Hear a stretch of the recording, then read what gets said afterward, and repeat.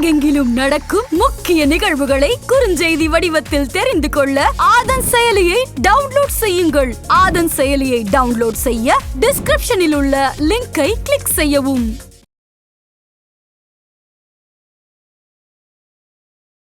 ராகுல் காந்தி, பிரியங்கா காந்தி விடுமுறை செல்ல வேண்டும் என்பதனால் அந்த சவ உடலை அனுப்பவில்லை, மரியாதை கூட செலுத்தவில்லை, இக்னோர் பண்ணாங்க. அப்படியே அந்த நெக்கிச்சாவும் அப்படின்லாம் சொன்னாங்களாம். எத்தனையோ இன்னல்களை கொடுத்தது காங்கிரஸ். அர்ஜுன் சிங் மூலமாக, நாராயண் தத்திவாரி மூலமாக, சோனியா காந்தி அக்கிரமம் செய்தார்களே, அது அனைத்திற்கும் ஒரு மூட்டா வச்சு நரேந்திர மோடி இந்த பாரத ரத்னா 5 கொடுத்தார். சோனியா காந்தி தான் அவருக்கு அம்பு வீசினார். சோனியா காந்திக்கு மூஞ்சில கவர்னர் ஒழிக, கவர்னரை திருப்ப பெரு, நீட் ஒழிக, நீட்டை திருப்ப பெருன்னுட்டு மு.க. ஸ்டாலின் ஸ்பெஷல் செஷன் கொடுக்கலாம். நரேந்திர மோடி அயோத்தியா பத்தி பேசக்கூடாதா? என்னங்க இது? ஏன் திராவிட முன்னேற்ற கழகம் வெளிநடப்பு செய்தது? காரணம் சிறுபான்மையர் என்போர்ஸ்மெண்ட் டைரக்டரேட் இன்னும் ஒரு 4 நாட்களில் தமிழகத்தில் பல முக்கியமான நகரங்களில் முக்கியமான நபர்கள் மீது கண்டிப்பாக தாக்கத்தை ஏற்படுத்தும் ரெய்டு நடக்கும். செந்தில் பாலாஜிக்கு வேறு ஒரு கேஸில் கூட மீண்டும் பாஜக தோற்றாலும் சரி ஜெயித்தாலும் சரி எடப்பாடி பழனிசாமியினுடைய வளர்ச்சியை பாஜக கண்டிப்பாக தீவிரம் காட்டி அதை உடுக்கும். அதிமுக என்பது திமுகவினுடைய பி டீம். ராகுல் காந்தி எந்த அரசியல்வாதியும் சரி, பத்திரிகைக்காரனும் சரி, தொலைக்காட்சியும் சரி சீர்திருத்தது கிடையாது. அவர் இடதா வலதா மையமா தெரியாது. ஒரு வாட்டி பூனல் போட்டுப்பாரு, ஒரு வாட்டி முஸ்லீம் ஆதரிப்பாரு, இன்னொரு வாட்டி கிறிஸ்துவரை ஆதரிப்பாரு. அவருக்கு இஷ்டமே கிடையாதுங்க அரசியல்ல. ஏதோ வராரு போறாரு. சமீபத்தில் சென்னையில் இருந்தபொழுது துணிக்கடை, சாப்பாடு இடம், டீ கடை, தொழிலாளர்கள், டாக்ஸி ஓட்டுறது, ஆட்டோ ஓட்டுறது, தமிழர்களை ஒரு காசாக்கியது திமுகவும் அதிமுகவும் சேர்ந்துதானே. அதனுடைய எதிரொலிப்பு தானே பாஜகவிற்கு. நேயர்களுக்கு அன்பு வணக்கம். இன்றைய சிறப்பு நேர்காணலில் நம்முடன் இணைந்திருக்கிறார் மூத்த பத்திரிகையாளர் டெல்லி ராஜகோபாலன் சார். சார் வணக்கம் சார். நமஸ்காரம். நமஸ்காரம். நமஸ்காரம். வணக்கம் சார். நிறைய ரைட்ஸ் சென்னையில போயிட்டு இருக்கு. எல்லா ரைடை பத்தின முக்கியமான அப்டேட் உங்ககிட்ட கேட்கணும். ஆனா அதற்கு முன்பாக தற்போது பாராளுமன்றத்தில் நிறைய விவாதங்கள் போய் கொண்டிருக்கிறது. பாரத் ரத்னா அப்படிங்கிறது ஒரு மையப்பொருளாக இருக்கிறது. அதை ஒட்டிய சர்ச்சையும் எழுந்திருக்கிறது. ஒரு காங்கிரஸ் தலைவருக்கு பாஜக கொடுக்கலாமாங்கிற கேள்வியும் ஒரு பக்கம் இருந்திருக்கிறது. உங்களுடைய பார்வை என்ன சார்? இந்த பாரத் ரத்னா என்ன மாதிரியான தாக்கத்தை ஏற்படுத்தும்? ஆதர் நேயர்களுக்கும் வினோத் நேயர்களுக்கும் என்னுடைய நமஸ்காரங்கள். என்னை பொறுத்த மட்டில் வினோத், பாரத ரத்னா என்பது பிரதமருக்கும் மத்திய அரசாங்கத்திற்கும் இருக்கக்கூடிய ஒரு டிஸ்கிரிஷனரி பவர். தமிழ்நாட்டைச் சேர்ந்த கும்பகோணத்தைச் சேர்ந்த டாக்டர் M.S. சுவாமிநாதனுக்கு கொடுத்தார்களே, அதை பற்றி ஏன் பேச மாட்டேங்கிறார்கள்? பி.வி. நரசிம்மராவுக்கு கொடுத்தது, அதையும் தவிர சௌத்ரி சரண் சிங்குக்கு கொடுத்தது, கர்பூரி தாக்கூருக்கு கொடுத்தது, L.K. அத்வானிக்கு கொடுத்தது என்று 5 பேருக்கும் வைத்து நரேந்திர மோடி அரசியல் தான் செய்கிறார், அவியல் செய்யவில்லை. கண்டிப்பாக இதிலிருந்து வாக்கு வங்கி அதிகாரிக்கும் பொதுமக்களிடையே ஒரு அன்பு வளரும். எங்க காங்கிரஸ்காரங்க இத்தனை நாள் ஒதுக்கி வச்சிருந்தாங்களே கர்பூரி தாக்கூரை, பி.வி. நரசிம்மராவை, அதனால நரசிம்ம மோடி அடிச்சாரு போட்டு. ஒரு விதத்தில் பார்த்தீங்கன்னா பி.வி. நரசிம்மராவுடைய பூத உடலை மத்திய அகில இந்திய காங்கிரஸ் அலுவலகத்திற்குள்ளே விடமாட்டேன் என்று படம் பிடித்த சோனியா காந்திக்கு அகங்காரம் அதிகமாகியது. ராகுல் காந்தி, பிரியங்கா காந்தி விடுமுறை செல்ல வேண்டும் என்பதனால் அந்த சவ உடலை அனுப்பவில்லை, மரியாதை கூட செலுத்தவில்லை, இக்னோர் பண்ணாங்க. அப்படியே அந்த நெக்கிச்சாவும் அப்படின்லாம் சொன்னாங்களாம். இதே நரசிம்மராவ் அவர்களுக்கு எத்தனையோ இன்னல்களை கொடுத்தது காங்கிரஸ். அர்ஜுன் சிங் மூலமாக, நாராயண் தத்திவாரி மூலமாக, சோனியா காந்தி பின்னணியில் இருந்து அவ்வளோ செய்து. சோனியா காந்தி அக்கிரமம் செய்தார்களே, அது அனைத்திற்கும் ஒரு மூட்டா வச்சு நரேந்திர மோடி இந்த பாரத ரத்னா 5 கொடுத்தார். சோனியா காந்தி தான் அவருக்கு அம்பு வீசினார் சோனியா காந்தி மேல. சோனியா காந்திக்கு மூஞ்சில ஈ ஆடலையே. அவருக்கு நரேந்திர மோடி எது செய்தாலும் அரசியல். அவர் மாண்புமிகு முதலமைச்சர் சொல்லுவது மாதிரி அரசியல் செய்யாமிட்டா அவின் தான் செய்யறாரு. குழப்பி விட்டாரு பாருங்க போட்டு. காங்கிரஸ் தகட போயிடுச்சு. காங்கிரஸ் பிச்சு போயிடுச்சு. கடிசாடி ஆயிடுச்சு. காங்கிரஸ் கந்த துளி ஆயிடுச்சு. காங்கிரஸ் வட இந்தியாவில் போதாத குறைக்கு மல்லிகார்ஜுன் பேச முடியல. அவரே வாய்த்தவை சொல்லிவிட்டார். 400 சீட்டு உங்களுக்கு வந்துடும் பாராளுமன்றத்திலேயே. அதை வச்சுட்டு ராகுல் காந்தி திட்டினாராம். என்னங்க குடும்ப சொத்தா அது காங்கிரஸுங்கிறது? மல்லிகார்ஜுன் கர்கேக்கு பேச சுதந்திரம் கிடையாது. அதே மாதிரி கர்பூரி தாக்கூருக்கு கொடுத்த பாரத ரத்னா மூலம் ஜேடியு வந்தது. சரண் சிங்குக்கு கொடுத்தது மூலமாக ஜெயந்த் சௌத்ரி வந்தார். அதுதான் பாலிடிக்ஸ். எங்க எங்க எப்ப அடிக்க வேண்டும் சொன்னா பாலிடிக்ஸ் என்ன செய்தார். அதையும் தவிர இன்று நாம் இருவரும் பேசிக் கொண்டிருப்பது 10ஆம் தேதி பிப்ரவரி மாதம் சனிக்கிழமை 3 மணிக்கு நரேந்திர மோடி அவர்கள் பாராளுமன்றத்தில் அயோத்தியை பற்றி பேச இருக்கிறார். நாடாளுமன்றத்திற்கு தேர்தல் வாக்குறுதிகளை 1977 தந்து வருகிறது பாரதிய ஜனதா கட்சி.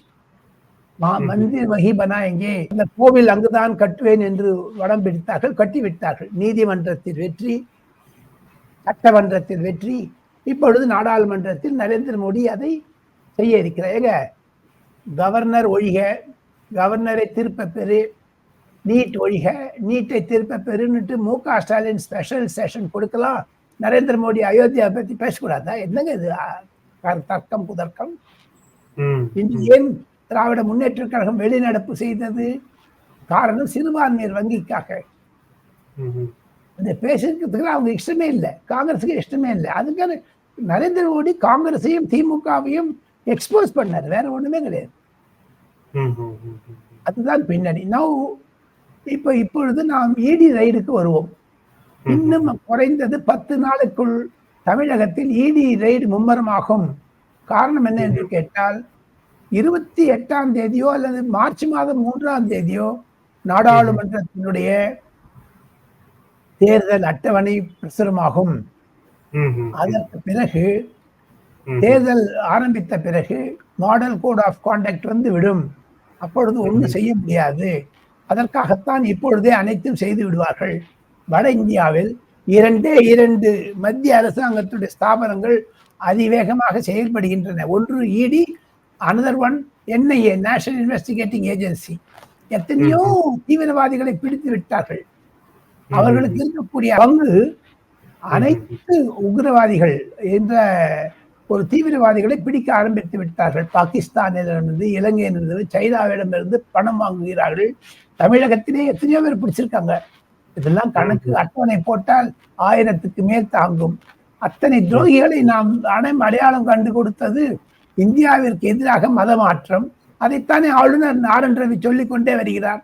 மதமாற்றம் இருக்கிறது, இந்து மதத்திலிருந்து கிறிஸ்தவர்கள் முஸ்லிம்களாக மாறுகிறார்கள், இஸ்லாமியர்களாக, அதை தடுத்து நிறுத்த வேண்டும் என்று சொல்லுகிறார். அதற்கு அயல் நாடுகளிலிருந்து பணம் வருகிறது. எங்க ஒண்ணும் இல்லை, நம்ம ராஜகோபால்னு வச்சா நீ நான் நாமம் போடாத, உன் பேரை மாத்திக்கோ, உங்களுக்கு 5 லட்சம் தரேன்னு எல்லாரும் போயிடுறாங்க. இதுதான், அதுதான் ஈடிக்கும் என்ஐஏக்கும் வித்தியாசம். ஈடி என்போர்ஸ்மெண்ட் டைரக்டரேட் இன்னும் ஒரு 4 நாட்களில் தமிழகத்தில் பல முக்கியமான நகரங்களில் முக்கியமான நபர்கள் மீது கண்டிப்பாக தாக்கத்தை ஏற்படுத்தும் ரெய்டு நடக்கும். செந்தில் பாலாஜிக்கு வேறு ஒரு கேஸில் கூட மீண்டும் கைது செய்யப்படுவார். இதுல ரொம்ப முக்கியமா இப்ப நேத்து அமைச்சர் சேகர்பாபு தொடர்புடைய ஒரு இடங்கள்ல அவருக்கு தொடர்பான ஒரு கேஸ்ல இடி ரைடு நடந்திருக்கிறது ஒரு பக்கம். இன்னொரு பக்கம் செந்தில் பாலாஜி அவர்களுடைய பூர்வீக வீட்டுல போய் இடி சிசிடிவி உள்ளிட்ட ஆதாரங்களை கலெக்ட் பண்ணிட்டு போனாங்க அப்படிங்கிற மாதிரியான தகவல் இருக்கிறது. இப்போ நாளுக்கு நாள் இது ரொம்ப சீரியஸா போயிட்டு இருக்கு அப்படின்னு புரிஞ்சுப்போமா? இதுல ஏதேனும் பிரேக் த்ரூ எதிர்பார்க்கலாமா? பிரேக் த்ரூ எதிர்பார்க்கலாம். நான் இன்று காலை சேகர்பாபு விஷயத்தை பற்றி மத்திய அமலாக்கத்துறையின் உயர் அதிகாரியிடம் பேசிய பொழுது அவர் வகையாக சிக்கிக் கொண்டார். இத பாருங்க, ஒரு 8 அமைச்சர்கள் மு.க. ஸ்டாலினிடம் மிக நெருக்கமாக இருக்கக்கூடியவர்கள் அனைவருமே இடி சிக்கலில் மாட்டிக்கொண்டு விட்டார்கள். எப்படி தப்புகிறார்களோ என்று தெரியவில்லை. இதுதான் ஒரு யதார்த்தம். ஆனால் சேகர்பாபுவை ஒரு வழிக்கு கொண்டு போயிடுவாங்க, ஒரு வழி பண்ணிடுவாங்க. செந்தில் பாலாஜியினுடைய அறை, அடுத்த அறை துரைமுருகனுக்காக ரிசர்வ் பண்ணி வச்சு ஏதோ சரணாகதி அடைந்து அதிலிருந்து தப்பி விட்டார்.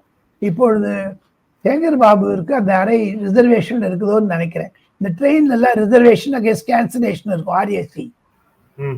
அதே மாதிரி இங்க அடுத்த சேகர் பாபு, அனிதா ராதாகிருஷ்ணன் இன்னும் ஒரு வாரத்துல படபடன்னு வந்துடும் பாருங்க.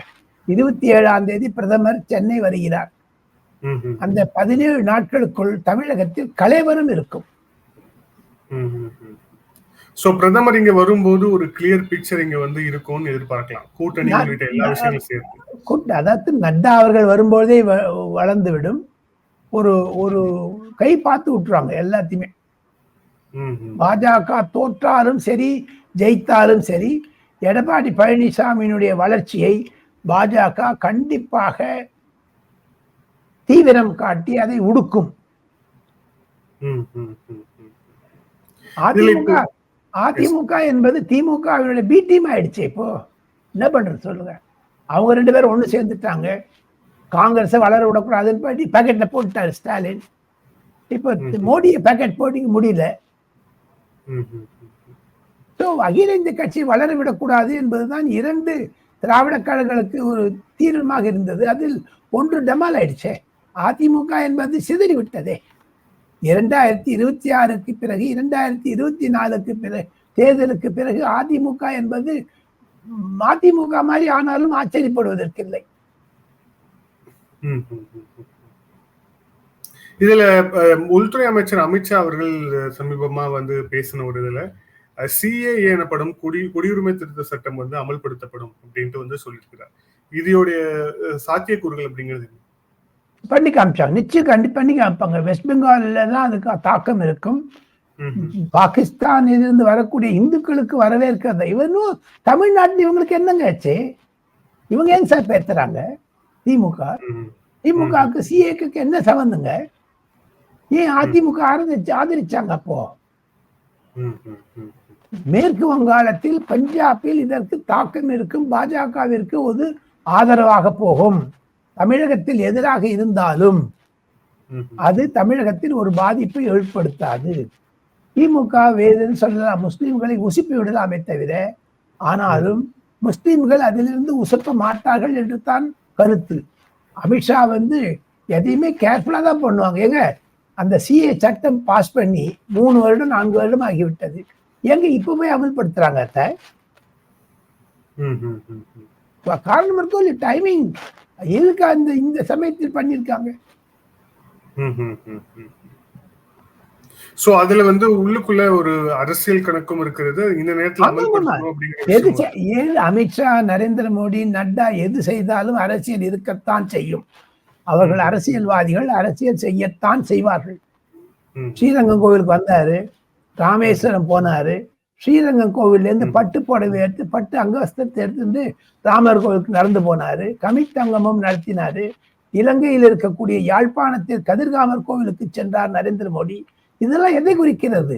தமிழர்களிடையே ஒரு அன்பை பெற்று விட்டார் நரேந்திர மோடி. நீ என்னதான் பிளாக் பலூன் காமிச்சாலும், கருப்பு சட்டை போட்டு வந்தாலும் ஒண்ணு பாச்சா பண்ணிக்கிறியே. ராஜீவ் காந்தி வேறு, நரேந்திர மோடி வேறு என்பதை காண்பித்து விட்டார் நரேந்திர மோடி.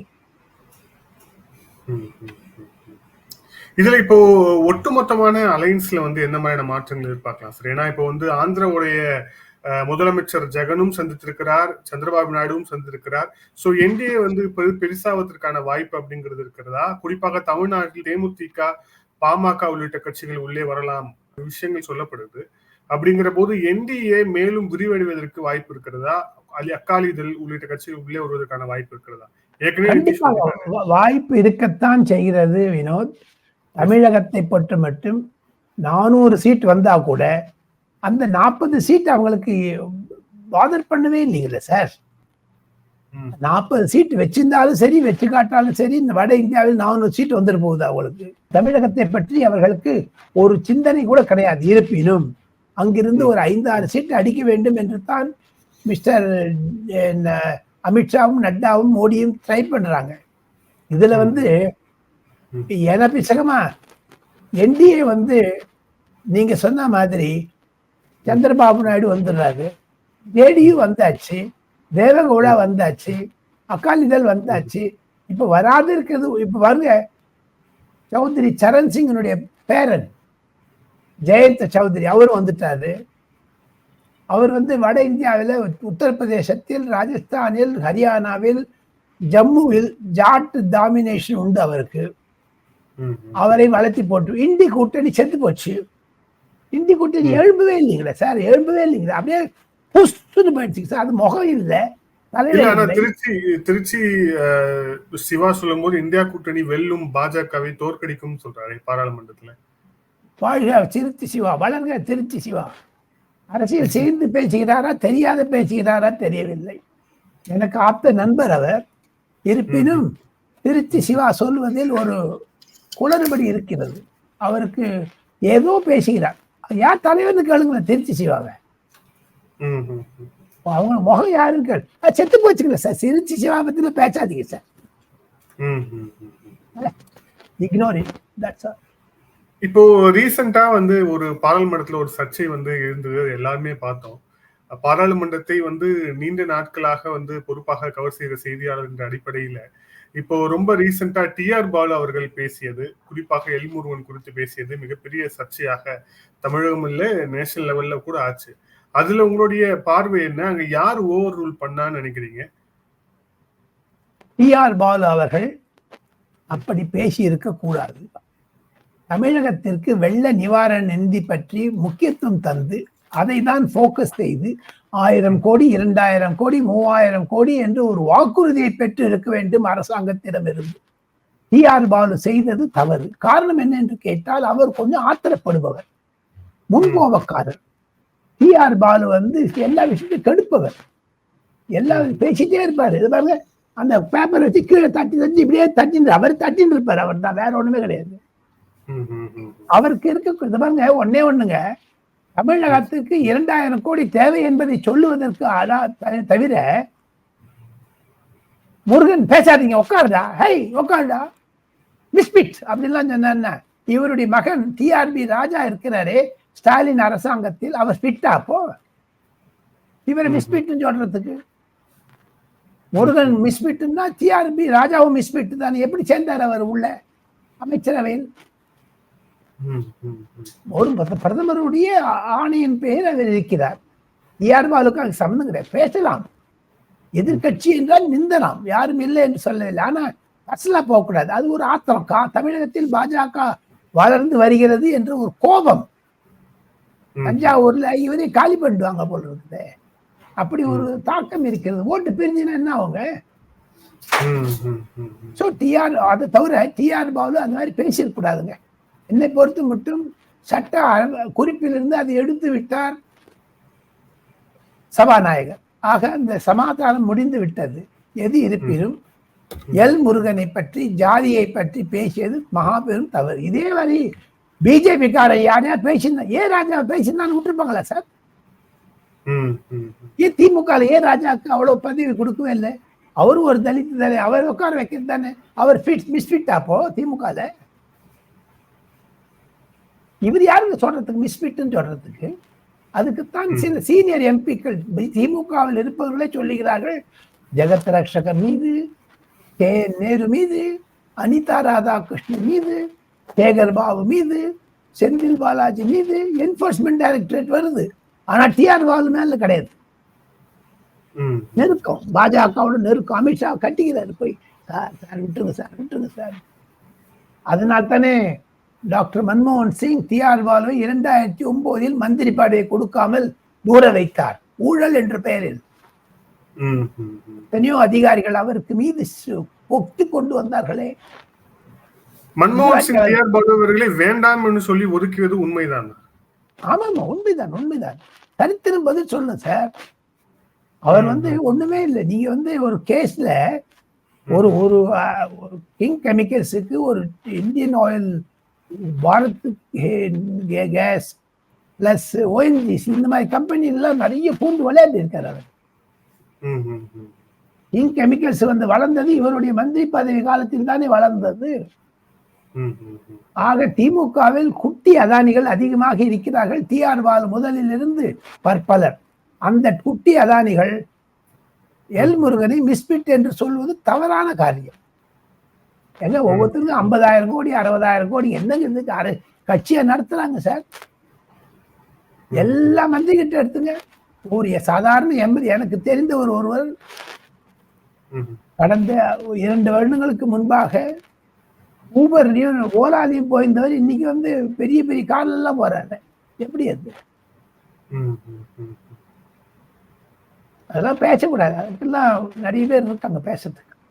பொதுமக்கள் 2024 தக்க பதில் கொடுப்பார்கள். தாங்கள் கேட்ட கேள்விக்கு ஒரே ஒரு பதில், TR பாலு செய்தது தவறு. தமிழகத்திற்கு 1000 கோடி வாங்கி தராமல் இவர் திசை திருப்பினார். வேண்டுமென்றே எல் முருகன் மீது பாய்ச்சல் கூட்டி மெயின் சப்ஜெக்ட் மறந்துட்டாரு. எங்க 3000 கோடி போகணும்னு சொல்லிட்டு அதை பத்தி போக்கஸ் பண்றதை விட்டுட்டு நாம் இருவரும் பேட்டி காண்கிறோம். நீங்க கேள்வி கேட்கறது பதில் சொல்றேன். நான் ஏதோ ஒரு பேசிட்டு இருந்தா உங்களுக்கு என்ன, நேர்களுக்கு என்ன புரியும்? அதே மாதிரி TR பாலு ஏதோ பேசுறாரு அவர் பாட்டுல வாய்க்கு வந்தபடி விட்டுருங்க. அதை பத்தி பேச வேண்டாம், போதும். ராகுல் காந்தி அவர்களுடைய பாரத் அந்த ஜோடோ யாத்திரையுடைய நியாய யாத்திரா அது வந்து நிறைய இடத்துல பாஜக வந்து தடை செய்யுது, பாஜக வந்து அவருடைய யாத்திரையை வந்து கலைக்க பாக்குறது அப்படிங்கிற விமர்சனம் எழுந்திருக்கிறது. இந்த விமர்சனம் எப்படி பாக்குறீங்க? அவரோட அந்த நியாய யாத்திரையோடைய எஃபெக்ட் எப்படி இருக்கும்னு பாக்குறீங்க? புஸ்தகம் போயிடுச்சு. காங்கிரஸே இல்லாத போது ராகுல் காந்தி பத்தி ஏன் சார் பேசுறீங்க? அஸ்ஸாம்ல போய் ஒரு நாய் சின்ன பிஸ்கெட் டேபிள்ல வச்சுட்டு இன்னொரு காங்கிரஸ் தலைவருக்கு பிஸ்கெட் தரான்னுட்டு போட்டோலாம் வந்து நார்த் இந்தியாவில் நாரடிச்சு விட்டாங்க. ராகுல் காந்தி எந்த அரசியல்வாதியும் சரி, பத்திரிகைக்காரனும் சரி, தொலைக்காட்சியும் சரி சீர்சா எடுத்துக்கிறது கிடையாது. அவர் வந்து இடதா வலதா மையமா தெரியாது. ஒரு வாட்டி பூனல் போட்டுப்பாரு, ஒரு வாட்டி முஸ்லீம் ஆதரிப்பாரு, இன்னொரு வாட்டி கிறிஸ்தவரை ஆதரிப்பாரு. அவருக்கு 250 முறை அயல்நாடு சென்று வந்த ஒரு பெருமை உண்டு அவருக்கு. அவருக்கு இஷ்டமே கிடையாதுங்க அரசியல்ல. ஏதோ வராரு போறாரு தவிர. அந்த நியாய யாத்திரை என்பது வட இந்தியாவில் ஒரு கிளர்ச்சி உருவாகவில்லை. நியாய யாத்திரை என்பது தோல்வி. இந்த டைம்ஸ் நவ் மேட்ரிக்ஸோடைய கருத்து கணிப்பு, அப்புறம் இந்தியா டுடேயோடைய கருத்து கணிப்பு வெளியானது. அதுல வந்து தமிழகத்தை ரொம்ப சிக்னிபிகண்டா 15% வந்து தாண்டி தமிழக பாஜக வாக்கு சதவீதத்தை பெறும் அப்படின்னு கருத்து கணிப்பு வெளியானது. கருத்து கணிப்பை எப்படி பாக்குறீங்க? ஓவராலா பிரதமர் மோடி அவர்கள் மீண்டும் ஆட்சி அமைப்பார் அப்படின்ட்டு வந்து சொல்லியிருக்கிறாங்க. இதையும் எப்படி கணக்குறீங்க? அது யதார்த்தம் தானே. ராமர் மந்திர் கோவில் திறந்த பிறகு வட இந்தியாவில் ஊழலற்ற அரசாங்கம் நரேந்திர மோடி இருந்து. அதே தவிர ஒன்னே ஒண்ணு வினோத், ஆதன் தமிழ் நேயர்களுக்கு நான் குறிப்பாக சொல்ல வேண்டியது வட இந்தியாவில் இருக்கக்கூடிய யதார்த்தத்தை. உத்தரப்பிரதேசம், பீகார், ராஜஸ்தான், மத்திய பிரதேசம், சத்தீஸ்கர், ஜார்க்கண்ட் போன்ற இடங்களில் கேஸ் சிலிண்டர், கழிப்பறை இதையெல்லாம் கட்டி கொடுத்து பெருமையை பார்த்தார் நரேந்திர மோடி. 3 கோடி பேர்களுக்கு இலவசமாக ஆயுள் காப்பீட்டு திட்டத்தை அறிமுகப்படுத்தி இருக்கிறார். ஒவ்வொரு மருந்து 80% தனியாக கொடுத்திருக்கிறார், விலை குறைத்து. 1 district 1 product என்று சொல்லக்கூடிய அளவிற்கு ஒவ்வொரு மாவட்டத்திலும் இருக்கக்கூடிய, உதாரணத்திற்கு காஞ்சிபுரத்தில் சேலைகள் அதிகம். அந்த சேலைகளுக்கெல்லாம் முக்கியத்துவம் தந்து, வாரணாசியில் இருக்கக்கூடிய சேலைகளுக்கு முக்கியத்துவம் தந்து, அந்த 2 மாவட்டங்களையும் இணைத்து அயல் நாடுகளுக்கு எக்ஸ்போர்ட் பண்ணுவதற்கான, அதெல்லாம் நிறைய எக்ஸ்போர்ட் ஆயிட்டு இருக்குது இப்போ. அதையெல்லாம் காண்பித்தார். இத்தனை சொன்னதுனாலதான் நரேந்திர மோடிக்கு மீண்டும் 3வது முறையாக பதவிக்கு வருவார் என்று சொல்லுகிறார்கள். வட இந்தியாவில் இருக்கக்கூடிய தாக்கம் என்பது காங்கிரஸ் மீது எதிர்ப்பு இருக்கிறது. நீங்க ஒண்ணு கேள்வி கேட்கிறேன் வினோத், வட இந்தியாவில் காங்கிரஸிற்கு எதிர்ப்பாக இருக்கிற மாதிரி பாஜகவிற்கு இருக்கிறதா? நீங்க சென்னையில இருந்து பாக்குறீங்களா? நரேந்திர மோடிக்கு எதிர்ப்பால இருக்குதா? இல்லவே இல்லையே. காங்கிரஸுக்கு இருக்குது. காங்கிரஸ் யாருமே சீட்டு மாட்டேங்கிறாங்கல்ல. எங்க தமிழ்நாட்டுல எத்தனை சீட் தரப்புறாங்க சார்? 3ஆ 4ஆங்க? இன்னும் விழுப்புரத்துல தான் போயிட்டு இருக்கு அப்படிங்கிறாங்க. அவ்வளவுதான். அத்தோட சரி. அங்க மம்தா பானர்ஜி சொல்லிட்டாங்க 40 இடம் வந்தாலே அதிகம்னுட்டு. அகில இந்திய அளவில் காங்கிரஸ் செத்து போச்சுங்க, தவசம் பண்ணிட்டாங்க. சோ தமிழகத்துல 20% வந்து தாண்டும் அப்படிங்கிறாங்க. இதோட என்ன ஃபேக்டரா இருக்கும்னு நினைக்கிறீங்க? அண்ணாமலையா, மோடி அவர்களா, இல்ல ஹிந்துத்துவாவா? என்ன வந்து முக்கியமான ஃபேக்டரா இருக்கும் தமிழகத்துல 20% பாஜக கடப்பது? என்னை ஒரு குறிப்பாக 1967 இருந்து தமிழக அரசியலை என்னுடைய மரியாதைக்குரிய தகப்பனார் ஜா ராமபத்ரன் அவர்கள் காயிதே மில்லத் முஸ்லீம் கட்சியினுடைய மாபெரும் தலைவர், பேரறிஞர் அண்ணா திமுகவின் மாபெரும் தலைவர், சுதந்திர கட்சியினுடைய தலைவராக இருந்த ராஜாஜி, இவர் 3 பேருக்கிடமே தூது போனவர் என்னுடைய தகப்பனார். 1967 இருந்து அரசியலை பார்க்கிறேன். 2024 எங்க அப்பா வந்து சுராஜ்யாங்கிற பத்திரிகை துணை ஆசிரியராக இருந்தார், பத்திரிகையாளர். அவருக்கு இருக்கக்கூடிய ஒரு நாலேஜ்ல எனக்கு வந்து அப்பவே கற்றுக் கொடுத்தாரு. அப்போல நான் இன்ன வரைக்கும் பார்க்கறதுல ஒரே ஒரு குறிப்புங்க, திராவிடம் வர்சஸ் இந்துத்துவா தாங்க அரசியல் தமிழகத்தில். திராவிடம் மங்கி வருகிறது, இந்துத்துவா தலை ஓங்கி வருகிறது. இதுதான் 20% காண்பிக்கிறது. முதலமைச்சர் தீபாவளிக்கும் கார்த்திகைக்கும் விநாயகர் சதுர்த்திக்கும் வாழ்த்து தெரிவிக்காத முதலமைச்சர் கண்டிப்பாக 2024, 2026, 2031க்குள் தமிழகத்தில் திராவிடம் என்பது மங்கிவிடும். அதுதான் இந்த 20% பம்ப காமிக்குது. நம்ம 2 பேரும் ஒரு சின்ன ஒரு உரையாடல் பண்ணலாம் வினோத். இப்போ திமுகவுக்கு 25% வச்சுங்க, கன்சாலிடேட்டட் ஓட். அதிமுகவுக்கு 20லேருந்து 23. இப்போ விஜய் கட்சிக்கு வந்து ஆரம்பிச்சுட்டாருன்னு வச்சுக்க, 26ல நான் சொல்றேன், 5லேருந்து 8% அடிச்சுடுவார் அவர். 10க்கு தான் போக முடியாது. சீமான் 8லேருந்து 10, பாஜக 10லேருந்து 12, 13, 15 மட்டும் போகலாம், அவ்வளவுதான். ஸோ இப்படி இருக்கும் பொழுது அதிமுகவுடைய வாக்கு வங்கி குறைந்தால், திமுகவிற்கு வாக்கு வங்கி எதிர்வாளைகள் சேர்ந்தால் 2026 தேர்தல் பாஜகவை நோக்கித்தான் இருக்கும். ஏன்னா ஓட்டு பர்சன்டேஜ் பார்த்துட்டே வந்தீங்கன்னா திமுகவுக்கு எப்பவுமே அது கூட்டணி ஆட்சி தான் இருக்கும். திமுக அவங்களால இது வரைக்கும் 1977ல இருந்து தனிப்பட்ட முறையில் போட்டியிட்டதே கிடையாது. 67 தொடர்ச்சியாக வெறும் கூட்டணி மட்டும் தான் அமைத்து போட்டியிட்டு கொண்டிருக்கிறது திமுக. ஆமா ஆமா ஆமா அதனால இந்த வாட்டி பாதிக்கும். அது என்னதான் டைம்ஸ் நவ், இந்தியா டுடே எல்லாம் அதிகமாக சீட் கொடுத்தா கூட எங்க பாஜக வளர்கிறது என்று சொல்லுகிறார்கள். அது அண்ணாமலையுடைய சுற்றுப்பயணம், நரேந்திர மோடியின் நல் திட்டங்கள், திமுகவிற்கு மீது இருக்கக்கூடிய அவப்பெயர்கள், அதையே சொல்ல மாட்டேங்கிறீங்க. ஆன்டி டிஎம்கே போர்சஸ் ஆர் இன் தமிழ்நாடு அதிகமாக இருக்குது. பொதுமக்களிடையே விரோதம் இருக்கிறது. சோ அதெல்லாம் தான் ஒரு கம்பைன்ட் ஃபேக்டர்ஸாக வந்து இந்த கருத்து கணிப்புல எதிரொலித்திருக்கு அப்படின்னு நீங்க பாக்குறீங்க. ஆமாமா, கண்டிப்பா கண்டிப்பா. அது காம்பினேஷன், அது நிறைய கூட்டு செய்திகளா இருக்கிறதுனால. இப்ப பாருங்க, திமுக வெல்கிறது, யாரும் இல்லைன்னு சொல்லல, ஒரு ஒத்துக்கொள்ளலாம். அதிமுக மங்குகிறது ஒத்துக்கொள்ளலாம். பாஜக எங்க வளர்றது? அது ஒரு தாக்கம் தானே. அதை வளர்த்து விட்டது திமுக தானே. அதுக்கு முக்கிய காரணம் வட இந்தியர்கள் தமிழகத்தில் ஆதிக்கம் செய்வதால் அவருடைய ஆதிக்கம் அதிகமாகிறது. புலம்பெயர் தொழிலாளர்கள் அதிகமாக தமிழகத்தில் வந்து விட்டார்கள் இந்த திமுக அரசாங்கத்தில். அது திமுக செய்த மாபெரும் தவறு. அதை தவிர அதிமுகவாக இருக்கட்டும், திமுகவாக இருக்கட்டும், மைக்ரன்ஸ் பாலிசியில் என்னங்க சொல்ல போறாங்க? புலம்பெயர், அது தேர்தல் அறிக்கையில் அதை குறிப்பிட்டாக வேண்டும். அதிமுக உள்பட சொல்றேன். இந்தியா என்பது ஒரு தேசமாக இருந்தாலும் ஒரு விதத்துக்கு தெற்கு வளர்த்துகிறது, வடக்கு வளர்கிறதுங்கிறாரு. எங்க வடக்கா வச்சு பக்கத்திலேயே வச்சுக்கிறீங்க, தூக்கி அடிக்கிறத பார்க்கலாம். வாண்டான்னு. நான் சமீபத்தில் சென்னையில் இருந்த பொழுது துணிக்கடை, சாப்பாடு இடம், டீ கடை, தொழிலாளர்கள், டாக்ஸி ஓட்டுறது, ஆட்டோ ஓட்டுறது, நிலத்தில் வேலை செய்பவர்கள், திருப்பூர், கோயம்புத்தூர் போன்ற இடங்களில் வேலை செய்பவர், எல்லாத்தையும் டாமினேஷன் வந்துருச்சுங்களா நார்த் இந்தியன்ஸ். தமிழகத்தை, ஒரு தமிழர்களை ஒரு எல்லா காசாக்கியது திமுகவும் அதிமுகவும் சேர்ந்துதானே. அதனுடைய எதிரொலிப்பு தானே பாஜகவிற்கு 20% வருது. இந்த நேர்காணல்ல வந்து இறுதியான கேள்வியாக, இந்த போலிங் பர்சன்டேஜ்ல வந்து நிறைய மாற்றங்கள், ஏற்ற இறக்கங்கள் எல்லாமே வந்து நம்மளால வந்து பார்க்க முடிஞ்சது. இப்போ ஜே.பி. நட்டா அவர்கள் விரைவில் தமிழகம் வர இருக்கிறார். அதுக்கு பிறகு நரேந்திர மோடி அவர்களும் வர இருக்கிறார் அப்படின்னு செய்திகள் வருது. டெல்லியில இது சம்பந்தமான தகவல்கள் என்ன?